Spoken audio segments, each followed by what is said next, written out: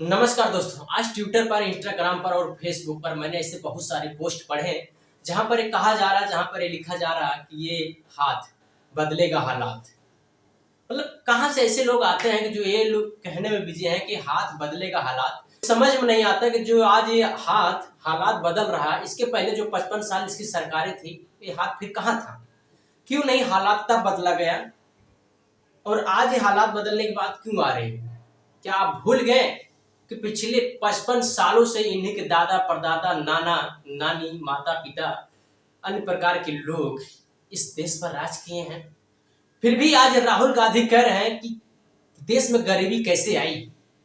अगर मैं प्रधानमंत्री बना, इंडिया गठबंधन अगर जीती, तो खटाखट खटाखट खटाखट गरीबी इस देश से हटा देंगे एक झटके में। मैं उनसे पूछना चाहता हूं कि गरीबी आखिर लाया कौन? 55 सालों से अगर आपकी सरकार है और आप बोलते हो कि गरीबी लाया कौन और खटाखट खटाखट एक झटके में हम गरीबी हटा देंगे, तो मुझे लानत है ऐसे राजनेताओं पर जो कि अपने दादा परदादा की गलतियां न निकाले और वो कहे कि देश में गरीबी कैसे है और मैं सत्ता में आता हूं तो गरीबी फटाफट फटाफट ठकाठक ठकाठक हटा देंगे। और मुझे पता नहीं क्यों आक्रोश पैदा होता है उन जनता के ऊपर जो ये यकीन कर रहे हैं कि ये गरीबी हटा देंगे, जो ये यकीन कर रहे हैं कि ये गरीबी हटा देंगे। इनके दादा परदादा, माता पिता, मतलब ऐसा कौन नहीं है इनके परिवार को जो इस भारत देश में राज किया हो, भारत देश में अपना शासन किया हो। बट फिर भी राहुल गांधी मुंह उठा के बोल रहे हैं कि अगर मेरी इंडिया अलायंस जीतती है तो ठकाठक नौकरी देंगे और एक झटके में गरीबी दूर कर देंगे। ये रही राहुल गांधी की बात। अब आते हैं दिल्ली के सीएम अरविंद केजरीवाल को। नो डाउट अरविंद केजरीवाल बहुत बढ़िया काम किए थे अपने पहले कार्यकाल में। उन्होंने मोहल्ला क्लिनिक, मुफ्त बिजली और पानी का सुविधा उपलब्ध कराई और बहुत बढ़िया स्कूल का भी मरम्मत कराया, स्कूल भी बनवाया। बट अरविंद केजरीवाल जिस पार्टी को चोर उचक्के बोलते थे कि ऐसा कोई कर्म नहीं बचा है जो कांग्रेस नहीं किया हो। आज कांग्रेस पार्टी और आप पार्टी उसी के साथ आपस में गठबंधन किए हैं। कांग्रेस ने सारे कुकर्म किए। कोयला खा गई, लोहा खा गई, 2G खा गई और आगे कर दिया मनमोहन सिंह को। कुछ नहीं बोलता मनमोहन सिंह, आगे कर दिया, साइन करा दिया फाइलों पे। ये है राजनीतिक, ये है पॉलिटिक्स। आप एक दूसरे से लड़ते रहोगे, कांग्रेस गंदा है, आप पार्टी गंदा है, बट एक दोनों आपस में ऐसे हो गए। दिल्ली में एक साथ खड़े हैं लेकिन वही पंजाब में एक दूसरे के खिलाफ बने। कैसी गठबंधन है भाई साहब? मुझे समझ में नहीं आता कि जनता के लोग मिलके कितना बेवकूफ बना रहे हैं। बहन चो सारे मिलके हमको पागल बना रहे हैं, मादर चौथ के बच्चे। एक झटके की बात हो रही है, यहाँ 55 सालों से कुछ उखड़ा ही नहीं। एक झटके की बात हो रही है कि हम गरीबी दूर कर देंगे। और दूसरी तरफ प्रधानमंत्री नरेंद्र मोदी कहते हैं कि भारत तीसरी अर्थव्यवस्था बनने वाला है। फिर 80 करोड़ लोगों को आप राशन क्यों दे रहे हो? अगर भारत गरीब नहीं है तो फिर 80 करोड़ लोगों को आप प्रति महीने राशन क्यों दे रहे हो? कुछ तो लिहाज करो इस देश पर।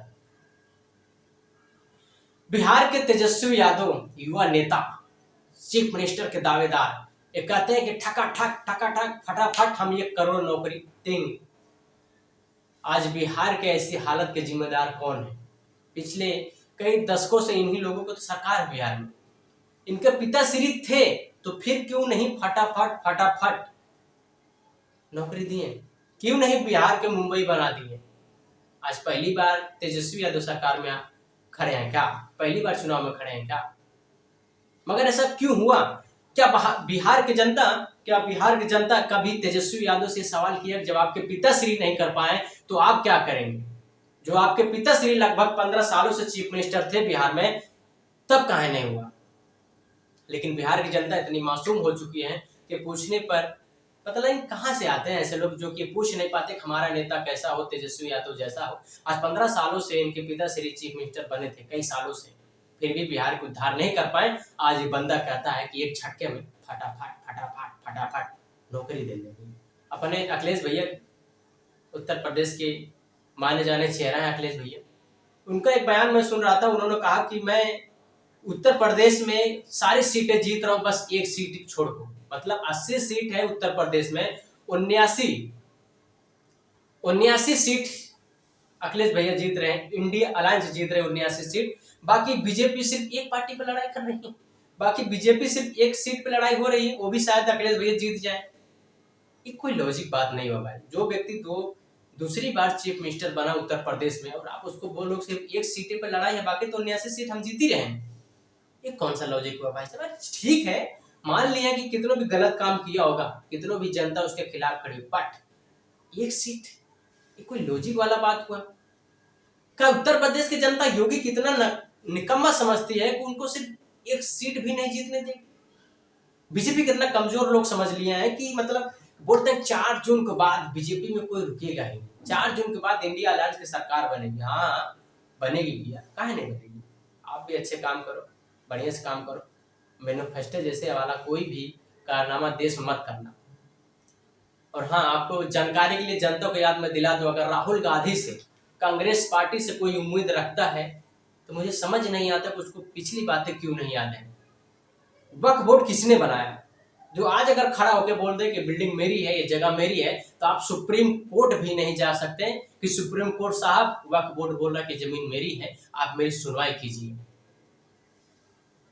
इंदिरा गांधी प्राइम मिनिस्टर हुए थे, इमरजेंसी लगा दी। नो डाउट इंदिरा गांधी बहुत बढ़िया कार्य किए थे, पाकिस्तान को 2 टुकड़े कर दिए थे। जो आज बीजेपी वाले एयर स्ट्राइक करके बोलते हैं अरे हमने पाकिस्तान पे एयर स्ट्राइक कर दिया, वहीं अगर इंदिरा गांधी और राहुल गांधी ये बात उठाने लगे कि हमारी अम्मा, हमारी दादी तो पाकिस्तान को 2 टुकड़े कर दिए थे, तो बीजेपी वाले कहाँ मुंह छिपा के भागेंगे बताइए हमें?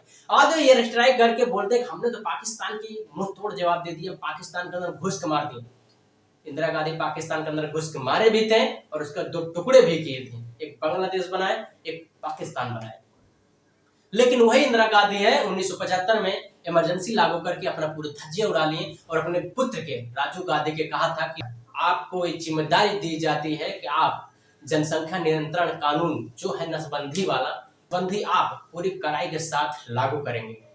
लगभग 60 लाख लोगों के साथ नसबंदी जबरदस्ती किया गया संजय गांधी की अगुवाई में, और आज की जनता बोलते हैं कि कांग्रेस हाथ बदलेगा हालात। कहां से ऐसे लोग आते हैं? फिर भी अगर आज लोग ये विश्वास कर रहे हैं कि हाथ ही बदलेगा हालात, तो फिर बदल सकता है भाई साहब। जो राहुल गांधी, जो आप पार्टी कांग्रेस, आप पार्टी सेना के शौर्य पर प्रतिक्रिया देते हुए उनसे जवाब मांगा था, उनसे सबूत मांगा था कि आप बालाकोट में एयर स्ट्राइक किए थे कि नहीं, उसका सबूत दीजिए। मुझे घिन आती है ऐसे राजनेताओं पर, ऐसे लोगों पर जो भूल जाते हैं।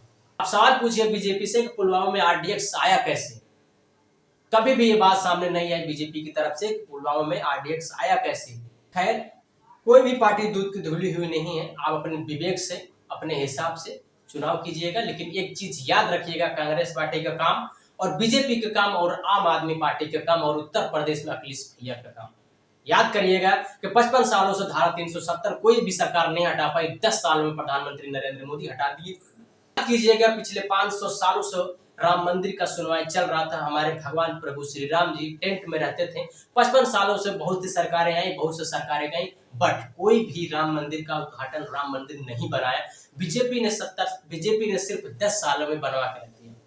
याद कीजिएगा यूसीसी यूनिफॉर्म सिविल कोड, एक देश एक कानून। याद कीजिएगा 3 तलाक बीजेपी ही रद्द की थी।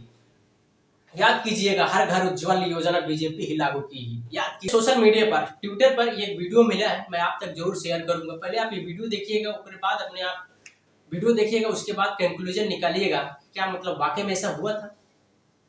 वाकई में बात सच है। हिंदू धर्म आप कहीं भी चले जाएं, कोई भी हिंदू राष्ट्र देश शायद ऐसा नहीं होगा जो मिल सके। यहाँ तक भारत हिंदू था और हिंदू है, बट हिंदू राष्ट्र घोषित नहीं है। और देश दुनिया में कहीं भी हिंदू राष्ट्र को, हिंदू कोई देश है आप ऐसा बता सकते हो? दुनिया में कोई भी ऐसा देश है जो हिंदू बहुसंख्या को हिंदू राष्ट्र घोषित किया गया हो? बात तो सही, पैगंबर साहब का देश आज 56 इस्लामिक देश हो गए हैं, बट इंडिया के राम जी के 7000 पुराना सभ्य, 7000 पुराना धर्म है, बट हिंदू के लिए कोई और देश नहीं बचा है भारत को छोड़कर। आप ये पहले पूरा वीडियो देखिएगा, उसके बाद अगर आपको ना समझ में आए तो आप एक एक पॉइंट लिखिएगा और गूगल पे जाके सर्च कीजिएगा, अपने दादा परदादा से पूछिएगा क्या ऐसा हुआ था कांग्रेस पार्टियों में, ऐसा कांग्रेस पार्टी की थी। इसी तरीके की वीडियो देखने के लिए नीचे चैनल को सब्सक्राइब करो। मिलते हैं अगले वीडियो में, धन्यवाद।